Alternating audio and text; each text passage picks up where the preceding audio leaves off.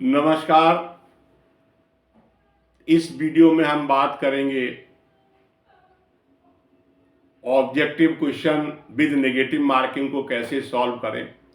इससे पहले वीडियो में हमने बात की थी विदाउट नेगेटिव मार्किंग को कैसे सॉल्व करेंगे, उस पर थोड़ा सा प्रकाश डाला था।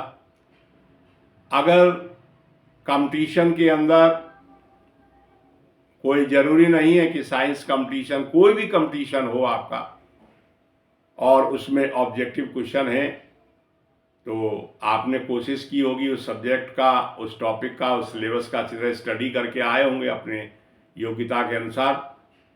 ये ध्यान रखें कि नेगेटिव मार्किंग का मतलब है कि आपके अपने स्कोर में से जितने भी क्वेश्चन गलत हों उनको स्टैंडर्डाइज किया जाता है कि पर क्वेश्चन इतना नेगेटिव मार्किंग रहेगा और उतना टोटल करके स्कोर माइनस कर दिया जाता है। जैसे एक छोटा सा मैं एग्जांपल दूं कि सपोज करें आपके क्वेश्चन पेपर में 50 क्वेश्चन हैं और 50 क्वेश्चंस में हर क्वेश्चन के सही होने पे 2 मार्क्स मिलेंगे आपको और गलत होने पे 0.5 मार्क्स जो है नेगेटिव मार्किंग होगा। ये इंस्ट्रक्शन है, एक एग्जाम्पल देने की मैं कोशिश कर रहा हूं। उस केस में आप देखें कि 50 मार्क्स में मतलब सपोज करिए 30 क्वेश्चन आपके सही हैं, 20 गलत हैं, तो 30 में 2 मार्क्स मिलेंगे आपको, तो 60 तो आपका स्कोर हो गया 60। और 20 आपके जो क्वेश्चन गलत हो गए हैं उसमें हर क्वेश्चन पे 0.5 मार्क्स कटेगा, यानी 10 मार्क्स आपके माइनस के हो गए। यानी जो आपने 60 स्कोर किया था उसमें से 10 माइनस कर दें तो आपका जो स्कोर होगा वो 50 होगा। तो नेगेटिव मार्किंग में ये परेशानी है। तो हमेशा जब नेगेटिव मार्किंग में आप क्वेश्चन करें तो समझदारी से करें काफ़ी से। उसमें क्या है, सबसे पहले वो क्वेश्चन करें जिन पे आप 100% श्योर हो कि ये एक आंसर सही है, क्योंकि ऑब्जेक्टिव में 4 आंसर रहते हैं और 4 आंसर में से एक सही होता है।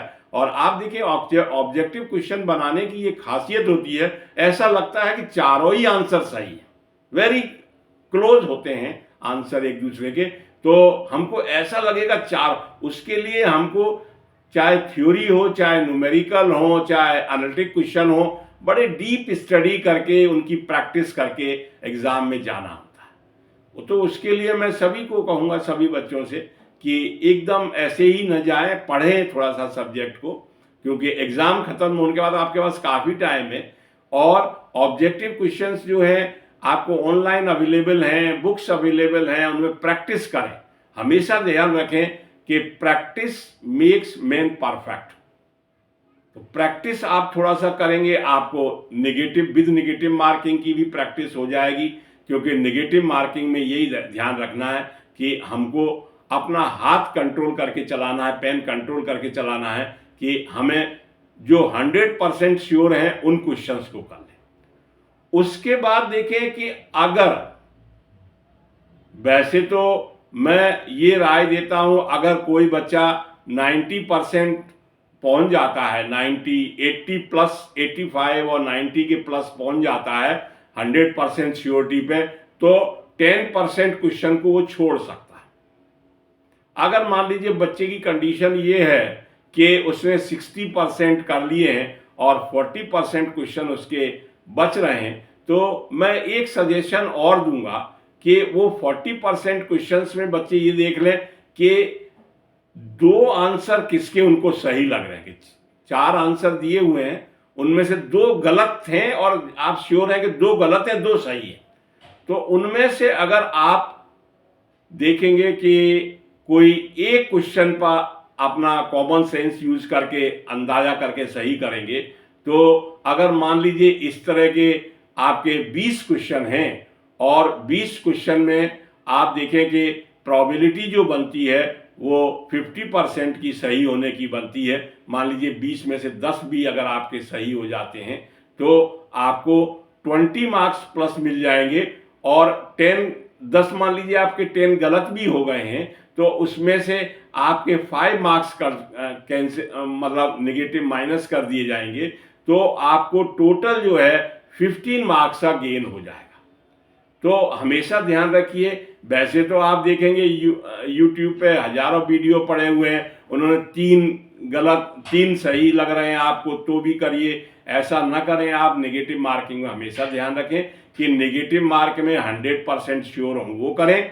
और दूसरा जो है, अगर ज़्यादा क्वेश्चन छूट रहे हैं आपके तो उनमें से ये देख लें कि 2 आंसर किसके सही हैं, उनमें से एक आंसर आपको लगता है कि ये सही हो सकता है तो 50% प्रोबेबिलिटी के रूल के अनुसार आप चलें, आपको गेन होगा, तो उस केस में आपको लॉस नहीं होगा और आपकी टोटल फाइनल स्कोरिंग बहुत बढ़िया होगी।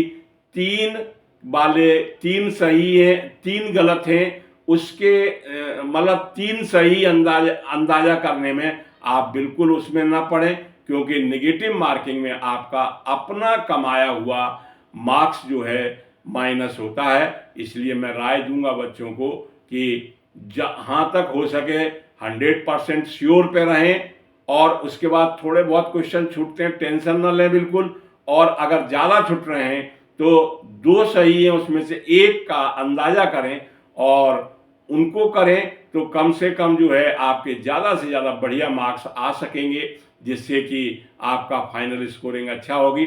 मैंने कोशिश की है ये समझाने की, आपको समझ में आई होगी।